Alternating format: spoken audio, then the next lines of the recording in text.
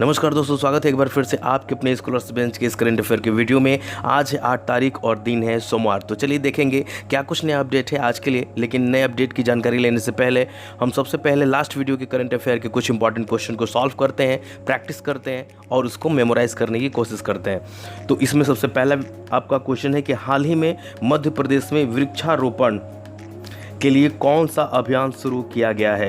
तो इसमें पहला ऑप्शन है हरियाली, दूसरा ऑप्शन है वन धन, तीसरा ऑप्शन है थैंक्स मॉम और डी इनमें से कोई नहीं। तो इसमें आपका सही आंसर है ऑप्शन सी, थैंक्स मॉम। बढ़ते अगले क्वेश्चन की तरफ, देखते हैं अगला क्वेश्चन क्या है। तो अगला क्वेश्चन है कि हाल ही में बिजली मंत्री आर.के. सिंह ने विश्व पर्यावरण दिवस के अवसर पर किस अभियान की शुरुआत की। इसमें पहला ऑप्शन है #ICommit, बी ऑप्शन है स्पेक्ट्रम, सी है एवरग्रीन और डी है इनमें से कोई नहीं। तो जी हाँ, आपने सही आंसर टिक किया है। इसमें आपका पहला ऑप्शन होगा ऑप्शन ए #ICommit। बढ़ते अगले क्वेश्चन की तरफ, हाल ही में केंद्र सरकार ने इंसॉल्वेंसी एंड बैंकरप्सी कोड में संशोधन के लिए कितने अध्यादेश की घोषणा की है। अब पहला ऑप्शन है 4, दूसरा ऑप्शन है 2, तीसरा ऑप्शन है 1 और डी इनमें से कोई नहीं।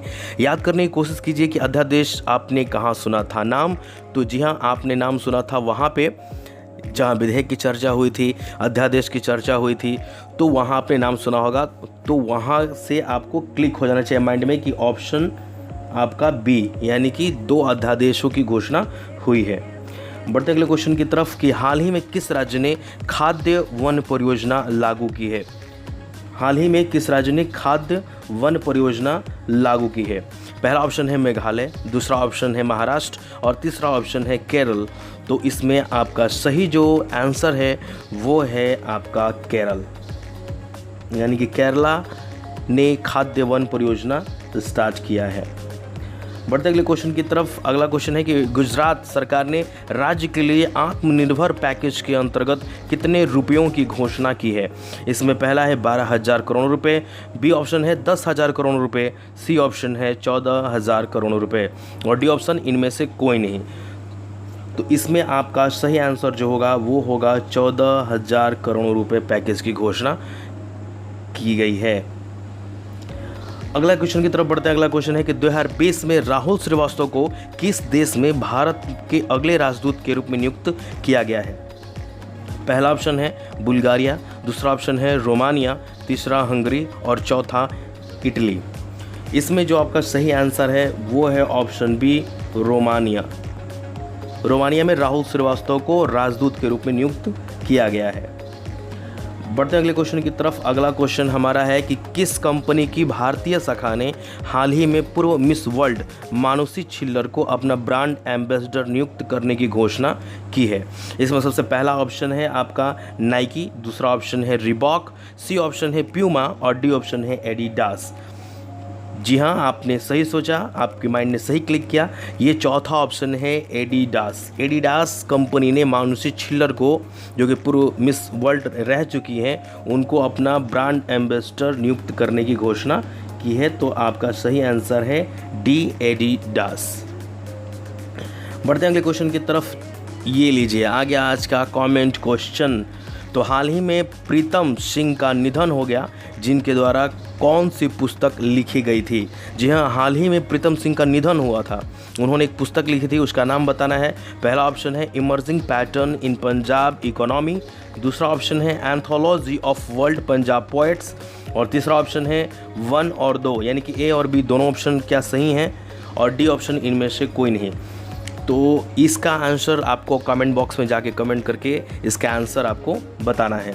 और ये देखिए एक और क्वेश्चन बढ़ गया है आज के लिए कि अगला क्वेश्चन है कि जून 2020 में सामाजिक, आर्थिक और शैक्षणिक विकास सोसाइटी सीड्स एनजीओ को World No Tobacco Day award 2020 किसने प्रदान किया है। यानी कि सीड्स को World No Tobacco Day award 2020 किसने प्रदान किया है। CDC, WHO, यूनिसेफ या केयर। आप अपने सही जवाब को, सही आंसर को कमेंट बॉक्स में जाके ज़रूर कमेंट करके हमें बताएं। अगर आपको लगता है कि हम मेहनत कर रहे हैं और ईमानदारी है हमारे मेहनत में, तो प्लीज़ आप भी हमारे मेहनत को सफल बनाएं, हमारे साथ जुड़े रहें हम आपकी सफलता में 2 कदम आपके साथ चलेंगे। तो कमेंट बॉक्स में जाइए, कमेंट करके आंसर बताइए। और एक बात ये भी है कि आज से ही हम जो भी आंसर सही आएगा कमेंट का, उसका नाम अनाउंस करेंगे। तो आज जो कल पूछा गया था क्वेश्चन, उसमें 2 लोगों ने सही जवाब दिया है। एक है नौनीत जी और दूसरे हैं साहेब शाह जी। इन्होंने सही आंसर दिया है, तो आपको बहुत बहुत कॉन्ग्रेचुलेशन, कीप इट अप। ऐसे ही आप कमेंट बॉक्स में आंसर करते रहें। तो आप सभी से है कि जिन्होंने क्वेश्चन का आंसर नहीं किया है तो प्लीज़ आज से करना स्टार्ट कर दें, क्योंकि क्वेश्चन धीरे धीरे बढ़ता जाएगा। क्योंकि मेहनत जितना करेंगे, जितना लोहा तपता है, जितना सोना तपता है, उतना ही उसके आकार में परिवर्तन और चमक आती है, उतना ही उसकी वैल्यू बढ़ती है। तो एकदम पसीना झोंक देना है, पढ़ाई एकदम पूरे जोश और जुनून के साथ करनी है और एक दिन अपने गोल को अचीव कर लेना है, अपने मुट्ठी में उसको कैद कर लेना है। तो सफलता आपकी कदम चूमेगी। एक कदम हमारे साथ चलकर तो देखिए। तो जाइए कमेंट में और आंसर कीजिए।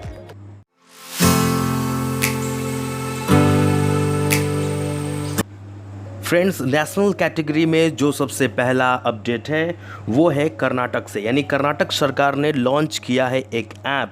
यानी कर्नाटक सरकार ने मेद संदेश ऐप एक लॉन्च किया है।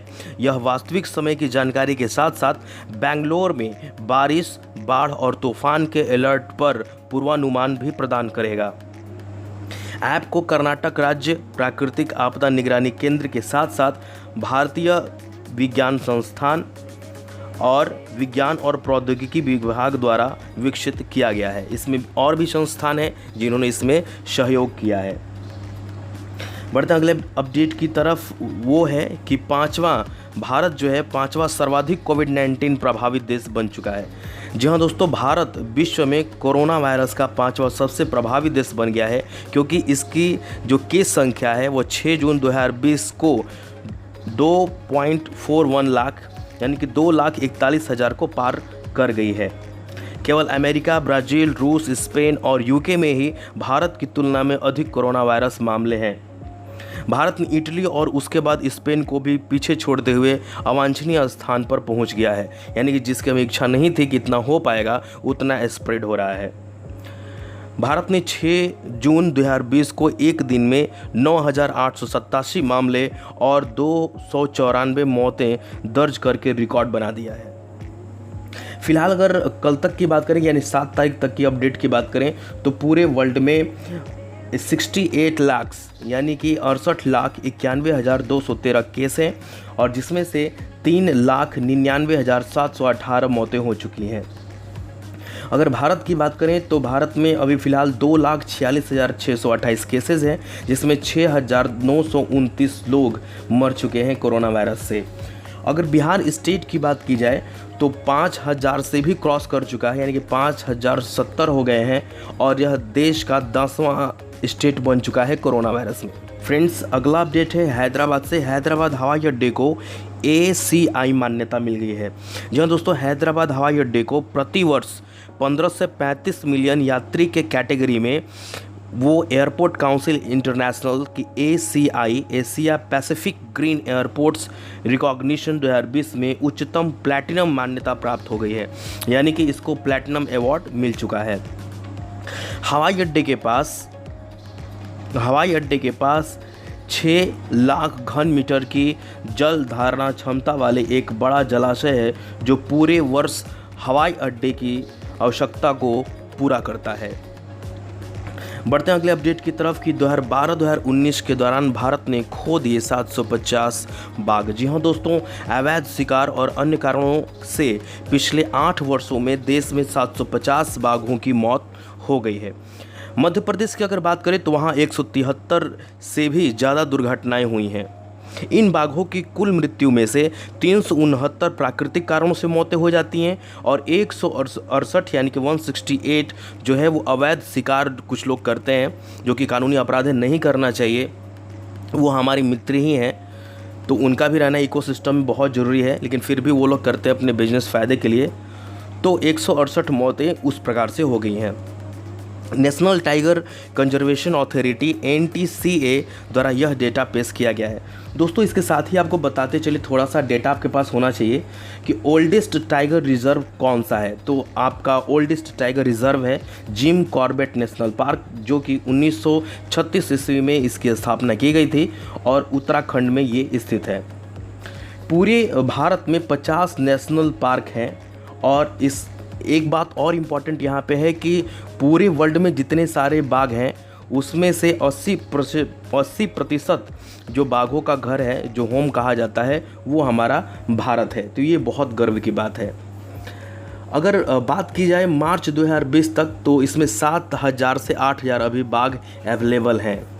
अब बात करते हैं कि लार्जेस्ट टाइगर रिजर्व कौन सा है। तो Nagarjuna Sagar Shri slam tiger reserve ये सबसे बड़ा लार्जेस्ट टाइगर रिजर्व है, जिसका एरिया 3,728 किलोमीटर स्क्वायर में फैला हुआ है और तकरीबन 5 जिलों तक ये इस एरिया फैला हुआ है। ये आंध्र प्रदेश में है और इसकी स्थापना जो है, यानी कि इस्टेब्लिशमेंट जो है 1983 ईस्वी में हुई थी।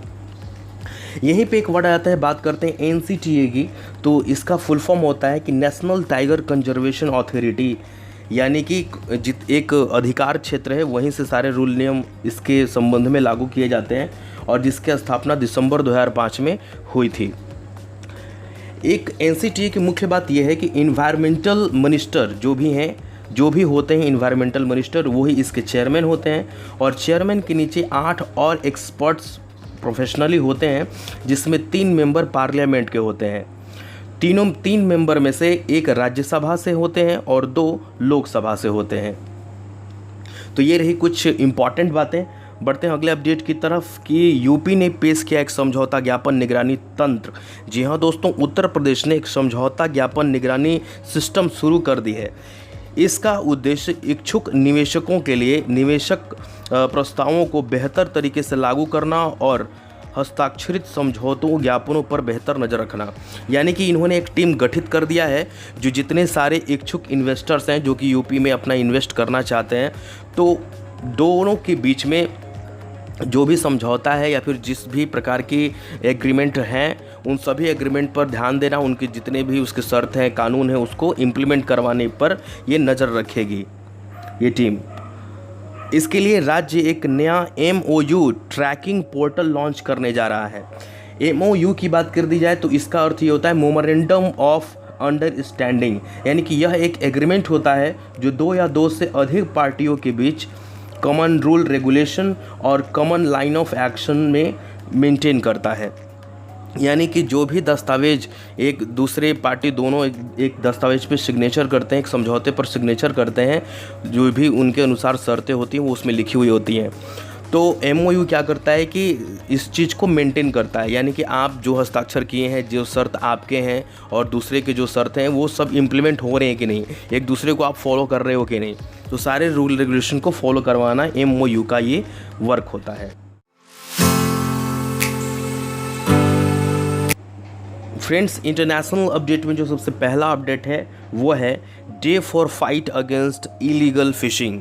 5 जून को सेलिब्रेट किया गया, मनाया गया इसको। 5 जून को international day for fight against illegal, यानी कि अनरिपोर्टेड और अनरेगुलेटेड फिशिंग, या इसको IUU कहा जाता है। IUU का मतलब ही होता है कि इंटरनेशनल अनरिपोर्टेड या अनरेगुलेटेड फिशिंग। यह जीवित रहने के लिए संघर्ष कर रही मछलियों के किस्मों के लिए समस्या का कारण बनता है। हर वर्ष दुनिया के समुद्रों से 26 मिलियन टन मछली अवैध रूप से पकड़ी जाती है, ये जो कि गैर कानूनी है। यानी कि सरकार जिसको अथॉरिटी देती है कि आप फिशिंग कर सकते हैं, बस वही लोग कर सकते हैं। लेकिन यहाँ पे जो डाटा बताया जा रहा है कि 26 मिलियन टन मछली अवैध रूप से फिशिंग कर ली जाती है, तो इससे सरकार को भी बेनिफिट नहीं हो पाता है और बहुत सारे इलीगल तरीक़ों से उसका इस्तेमाल भी किया जाता है, जो कि गलत है। अगले अपडेट की तरफ बढ़ते हैं कि विश्व कीट दिवस 2020 6 जून को मनाया गया। यहाँ दोस्तों हर 6 जून को विश्व कीट दिवस या विश्व कीट जागरूकता दिवस के रूप में मनाया जाता है। यह दिन यह जागरूकता पैदा करने के लिए बनाया गया था कि कीट प्रबंधन आपके और आपके प्रियजनों के लिए जीवन की गुणवत्ता को बनाए रखने में कैसे मदद करता है। जी हाँ दोस्तों, जो भी हमारे आसपास हैं, हम लोग हैं या फिर कोई भी एक स्मॉल इंसेक्ट जो है, एक मामूली सा कीट से लेकर के बड़े हाथी तक की अगर बात कर दी जाए तो सारे लोगों का रहना ज़रूरी है, सभी इकोसिस्टम के पार्ट हैं। अगर एक भी उसमें से नहीं रहे तो सारा व्यवस्था गड़बड़ हो जाएगा, इकोसिस्टम गड़बड़ हो जाएगी। इंसेक्ट के इस्तेमाल को समझने के लिए, अगर इंसेक्ट नहीं रहेंगे तो पोलिनेशन नहीं होगा। आपने साइंस में पढ़ा होगा कि फूलों में परागण की प्रक्रिया ये कीटों के द्वारा होती है। अगर कीट नहीं होंगे तो फिर परागण की जो प्रक्रिया है वो नहीं होगी। ऐसे बहुत सारे एग्जांपल्स आपको मिल जाएंगे जो कि हमारे लिए, स्पेशली ह्यूमन बींग्स के लिए ये बहुत बेनिफिशियल होते हैं। जैसे मधुमक्खी यानी कि हनी बी भी एक इंसेक्ट है, अगर वो नहीं रहेगी तो हमें हनी नहीं मिल पाएगा, जो कि हमारे स्वास्थ्य के लिए बहुत अच्छा है और बहुत सारे सेक्टरों में वर्क भी करता है। बात करें फ्रेंड्स यहाँ पे कीट की, तो थोड़ी सी जानकारी हम कीटों से लेंगे। पूरे एनिमल्स के फ्रेंड्स 11 फाइलम होते हैं, यानी कि 11 कैटेगरीज में एनिमल्स को बांटा गया है उनके बनावट, खान पान, बॉडी स्ट्रक्चर के अनुसार, जिसमें एक ऑर्थोपोड एक फाइलम है और उसी के अंतर्गत ये कीट आते हैं। ऑर्थोपोड को अगर दो भाषा में बांटें तो ये एक ग्रीक वर्ड है जो कि एंटोन और पोड से बनता है। आर्टोन और पोड से बनता है, मैं यहाँ बताने की कोशिश करूँगा आपको।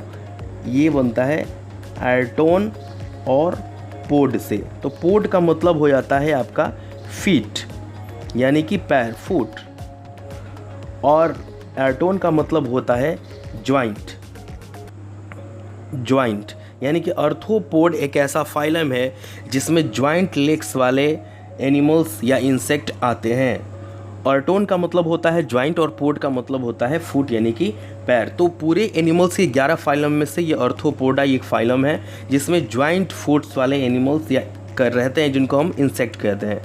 इंसेक्ट की अगर बात कर दी जाए तो ये आर्थ्रोपोडा की फैमिली है और लैटिन वर्ड इंसेक्टम से बना है, और इंसेक्टम का अर्थ होता है सेगमेंटेड, यानी कि उसका बॉडी जो होगा सेगमेंट में बटा हुआ रहेगा, भागों में।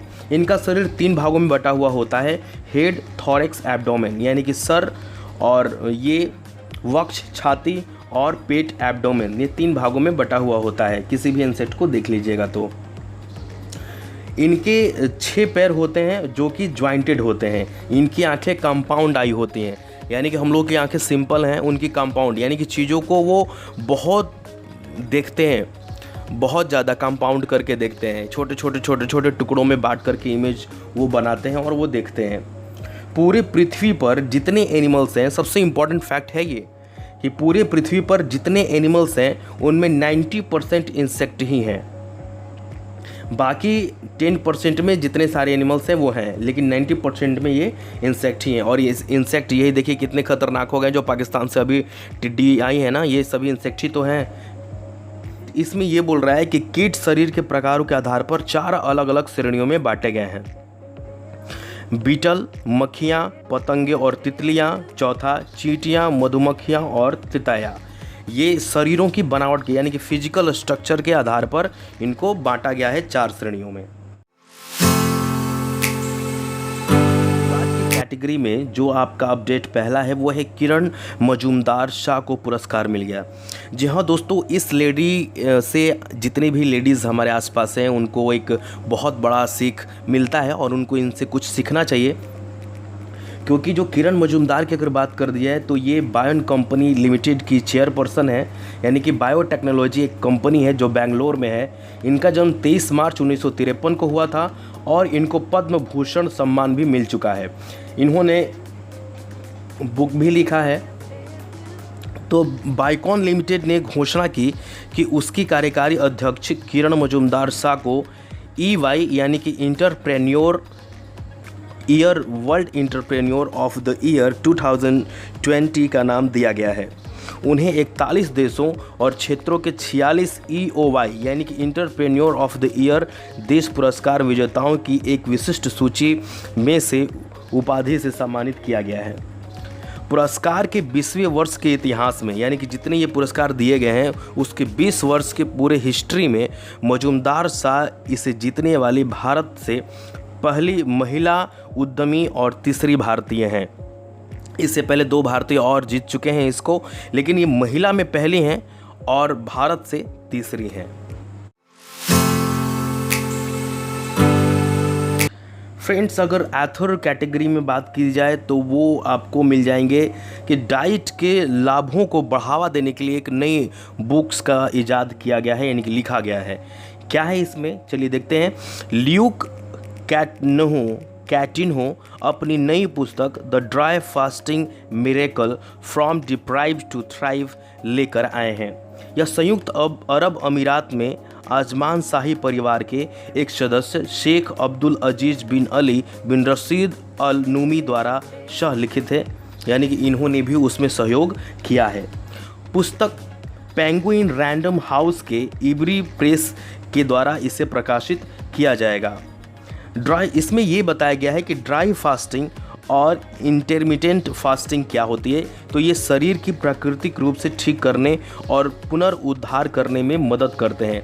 यानी कि ये बोला गया है कि अगर ड्राई फास्टिंग करते हैं, यानी सिर्फ ड्राई फ्रूट्स वगैरह लेते हैं और फास्टिंग करते हैं, तो आपकी बॉडी जो है वो नेचुरली अपने आप को रिकवर करती है, अपने आप को मेंटेन कर लेती है।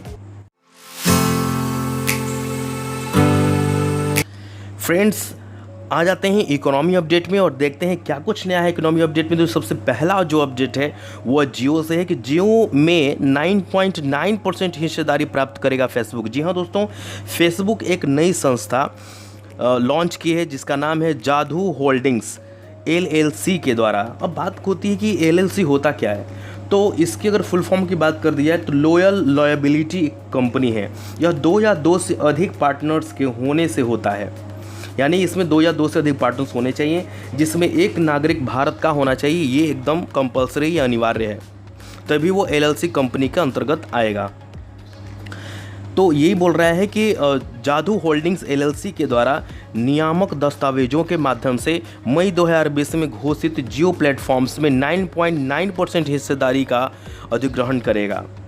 अप्रैल 2020 में फेसबुक ने जियो प्लेटफॉर्म में $5.7 बिलियन यानी करीब 43,574 करोड़ रुपए के निवेश की घोषणा की थी। भारतीय प्रतिस्पर्धा आयोग को सौंपे गए एक प्रस्ताव के अनुसार जादू होल्डिंग्स LLC फेसबुक इन कंपनी की एक अप्रत्यक्ष रूप से पूर्ण स्वामित्व वाली सहायक कंपनी है, यानी कि फेसबुक का ही ये कंपनी है जादू होल्डिंग्स। अगला न्यूज है गेल से, GAIL। सबसे पहले ये GAIL जो वर्ड स्टार्ट हो रहा है, सबसे पहले इसे समझना बहुत ज़रूरी है कि गेल क्या होता है। तो गेल कुछ नहीं होता, ये gas authority of India limited होता है और इसका हेडक्वार्टर न्यू दिल्ली में है। तो गेल और एनर्जी एफिशिएंसी सर्विसेज ने एक समझौते पर हस्ताक्षर किया है। समझौता का उद्देश्य दोनों कंपनियों के बीच संयुक्त रूप से भारत में ट्राई जनरेशन बिजनेस सेगमेंट में व्यापार के अवसरों की खोज करके एक करीबी रणनीतिक साझेदारी का निर्माण करना है। गेल और EESL, तो गेल के बारे में तो हम लोग पढ़ा, अभी समझ लिए कि gas authority of India limited होता है, लेकिन EESL एक वर्ड आ रहा है, तो इसका फुल फॉर्म होता है एनर्जी एफिशिएंसी सर्विस लिमिटेड। ये संयुक्त रूप से अध्ययन करेंगे और यदि व्यवहार पाए जाते हैं तो गेल और ESL के बीच 50-50 कंबाइंड बिजनेस को शामिल किया जाएगा, यानी कि दोनों की हिस्सेदारी होगी इस बिजनेस में बराबर की। तो ESL के संबंध में अगर थोड़ी जानकारी ये लें तो इसका काम है कंज्यूमर इंडस्ट्रीज़ और सरकार के एनर्जी की ज़रूरतों को टेक्नोलॉजी के द्वारा एफिशिएंसी मैनेजमेंट करना, यानी कि शानदार मैनेज करना कि किस तरह वो टेक्नोलॉजी का इस्तेमाल करके इनके ऊर्जा ज़रूरतों को पूरा करेगा। ये सारा मैनेजमेंट EESL का होता है।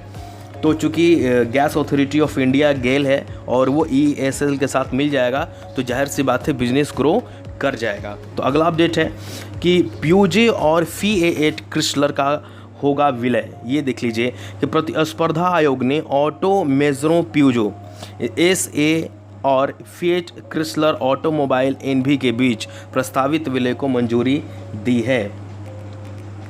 विलय इकाई आयतन के हिसाब से चौथी सबसे बड़ी मूल उपकरण निर्माता और राजस्व के हिसाब से तीसरी बड़ी कंपनी होगी। ये कुछ नहीं है, ये दोनों कंपनियां हैं जो ऑटो के क्षेत्र में काम करती हैं, तो ये आपस में विलय करके कुछ बनाने वाली हैं। ये वाहनों और घटकों के उत्पादन प्रणालियों के डिजाइन, निर्माण, वितरण और बिक्री में संलग्न होंगे, यानी कि यह जितने सारे व्हीकल्स हैं तो उनके जितने सारे कंपोनेंट्स हैं उसको डिज़ाइन करना, उसका फॉर्मेशन करना, उसको डिस्ट्रीब्यूट करना, उसको सेल करना, ये सारी चीज़ें ये करेंगे। अगला न्यूज़ है सेबी ने किया एक समिति में फेरबदल। जी हाँ दोस्तों, सेबी में बार बार बता चुका हूँ, बहुत बार ये आ चुका है, भी एक बार बता देता हूँ, माइंड में रिकॉल हो जाएगा। SEBI का फुल फॉर्म होता है security and exchange board of India, और इसकी इस्टेब्लिशमेंट हुई थी यानी कि स्थापना हुआ था 12 अप्रैल 1992 को। यह खंड में अनुबंध डिजाइन और नए उत्पाद से संबंधित मुद्दों की जांच करती है। यानी कि सेबी ने अपने 17 सदस्यीय कमोडिटी डेरिवेटिव सलाहकार समिति यानी कि CDAC का पुनर्गठन किया है। यह खंड में अनुबंधन डिजाइन और उत्पादों से संबंधित मुद्दों पर जांच करती है। यानी कि सेबी कह सकते हैं कि सीडैक एक संगठन, एक सिस्टम बना दिया है, उसने एक टीम बना दिया है जो कि जो भी चीज़ें निकलेंगी उसके डिज़ाइन पर और उसके प्रोडक्ट पर, उसके प्रोडक्शन पर, सब पर ध्यान रखेगी। यही समिति वितरण तंत्र यानी कि डिस्ट्रीब्यूशन सिस्टम और गोदामों यानी कि स्टोर से संबंधित मामलों पर भी सलाह देती है। समिति को बाजार सुरक्षा, दक्षता, ट्रांसपेरेंसी, अखंडता आदि में सुधार के उपायों की सिफारिश करने के लिए बाध्य किया गया है। यानी कि इतने सारे चीज़ों पर वो संगठन इस पर वर्क करेगा। अगला अपडेट है GDP से। जी हाँ, FY मतलब कि फाइनेंशियल ईयर 2021 में भारतीय अर्थव्यवस्था में होगा 1.5% का संकुचन। रिजर्व बैंक द्वारा जारी एक सर्वेक्षण से पता चला है कि भारतीय अर्थव्यवस्था वित्त वर्ष 21 में 1.5% तक कम कर सकती है। हालांकि अगले वित्त वर्ष के बेहतर होने की उम्मीद है। हालांकि GDP अगले वर्ष विकास क्षेत्र में वापस आने की उम्मीद है, जब इसके 7.2% बढ़ने की संभावना है। यानी कि ऐसा माना जाता है कि अभी तो घट रहा है, लेकिन आने वाले ईयर्स में माना जा रहा है कि GDP जो है वो 7.2% तक भी बढ़ सकती है। अगर वास्तविक सकल निश्चित पूंजी निर्माण GFCF 2020 और 21 में देखा जाए तो 6.4% की निगेटिव ग्रोथ दर्ज करने की संभावना की गई है। अगले अपडेट की तरफ बढ़ते हैं। World Economic Forum. जी हाँ, वर्ल्ड इकोनॉमिक फोरम WEF। तो वर्ल्ड इकोनॉमिक फोरम एक शब्द आ गया है, तो आप लोग जानते ही हैं कि हम कीवर्ड जल्दी छोड़ते नहीं है, सारा कुछ डिस्कस करने की कोशिश करते हैं, सोचते हैं कि सब कुछ तोड़ तोड़ के समझा दें आपको। तो WEF यानी कि वर्ल्ड इकोनॉमिक फोरम है, यह एक प्रकार का NGO है जिसकी स्थापना 1971 में हुई थी। यह जिनेवा में स्विट्जरलैंड में स्थित है। वर्ल्ड इकोनॉमिक फोरम जनवरी 2021 में अपनी अगली वार्षिक 2 दिवसीय बैठक के लिए द ग्रेट रीसेट की विषय वस्तु यानी कि उसका जो सब्जेक्ट है वो है द ग्रेट रीसेट के साथ एक नया ट्विन समिट प्रारूप अपनाएगा। फ्रेंड्स, ट्रिब्यूट अपडेट में जो सबसे है पहला वो है ब्रिटिश निर्माता रूपर्ट हाइन का निधन हो गया। जी हाँ दोस्तों, ब्रिटिश निर्माता और गीतकार रूपर्ट हाइन का जून 2020 में निधन हो गया है। उन्होंने टीना टर्नर की 1984 की come back album private dancer के लिए गीतों का निर्माण किया और अन्य बड़े नामों के साथ कार्य किया है। उनके काम film better of dead, golden I, the fifth element और द एडम्स फैमिली और कई अन्य टेलीविज़न सीरियल्स के लिए साउंड ट्रैक पर दिखाई देंगे। अगला अपडेट है बॉलीवुड निर्माता अनिल सूरी का निधन हो गया। जी हाँ दोस्तों, ये हमारे बॉलीवुड से न्यूज है कि राजकुमार, रेखा स्टारर, कर्मयोगी और राज तिलक जैसे फिल्मों के निर्माण करने वाले बॉलीवुड निर्माता अनिल सूरी का जून 2020 में कोरोना वायरस के कारण निधन हो गया। उनके भाई का मानना है, जो कि वो भी एक फिल्म निर्माता है जिनका नाम राजू सूरी है, उन्होंने कहा कि शुरू में उनको बुखार हुआ था और फिर सांस फूलने की उनको प्रॉब्लम होने लगी और हालत बिगड़ गई। उन्होंने इससे अस्पतालों में भी गए, बड़े बड़े अस्पतालों में, जैसे लीलावती बहुत नामी हॉस्पिटल जहाँ स्टार सेलिब्रिटीज़ की ट्रीटमेंट होती हैं, तो लीलावती भी गए, हिंदुजा में भी गए। लेकिन सबसे अफसोस की बात यह है कि वहाँ उन लोगों ने बेड देने से मना कर दिया और इनका निधन हो गया। अगला अपडेट है कि रियाज शेख का निधन हो गया। जी हाँ दोस्तों, पाकिस्तान के पूर्व प्रथम श्रेणी क्रिकेटर रियाज शेख जून 2020 में संदिग्ध कोरोना वायरस के कारण मरने वाले पाकिस्तान के दूसरे पेशेवर खिलाड़ी बन गए हैं। और पहले जो क्रिकेटर पेशेवर खिलाड़ी थे जो कि कोरोना वायरस से ही वो मरे थे, वो थे जफर सरफराज, जिनकी मृत्यु हुई थी। शेख एक लेग स्पिनर थे जिन्होंने 43 प्रथम श्रेणी मैचों में 116 विकेट लिए थे और एक समय उनका राष्ट्रीय चयन भी हुआ था। तो कोरोना महामारी इतना फैल गया है कि सभी इम्पॉर्टेंट जो सेलिब्रिटीज़ हैं हमारे आंखों के सामने वो चले जा रहे हैं। तो आप भी सुरक्षित रहिए, मैं तो बस यही एडवाइस करूंगा, आप सुरक्षित रहिए, घर में रहिए। लॉकडाउन तो खुल गया है बट फिर भी आप घर में ही रहें तो ज़्यादा बेटर होगा। घर में रहिए, पढ़ते रहिए, पूरे जोश और जुनून के साथ लगे रहिए, अपने टारगेट को अचीव कीजिए, माइंड में गोल सेट कर लीजिए तो टारगेट एक ना एक दिन वो अचीव हो ही जाना है अगर गोल सेट होता है तो अगर आपको ये वीडियो हमारा अच्छा लगा हो, आपको ये कंटेंट अच्छा लगा हो, हमारे वीडियोज़ में अगर थोड़ी सी भी 10% भी आपको अच्छा लगा हो तो प्लीज़ वीडियोज़ को लाइक कर दीजिए और फ्रेंड के साथ शेयर ज़रूर कीजिए। अगर आप हमारे चैनल पर नए हैं तो प्लीज़ रेड बटन को क्लिक करके हमारे चैनल को सब्सक्राइब कर लीजिए और हमारे लेटेस्ट वीडियो अपडेट पाने के लिए नोटिफिकेशन बेल आइकन को ज़रूर दबा दीजिए ताकि आपको लेटेस्ट वीडियो की जानकारी मिल सके। तब तक के लिए मिलेंगे एक नए अपडेट और एक नए इंटरेस्टिंग जानकारी के साथ। तब तक के लिए आप स्वस्थ रहें, खुश रहें। जय हिंद, वंदे मातरम।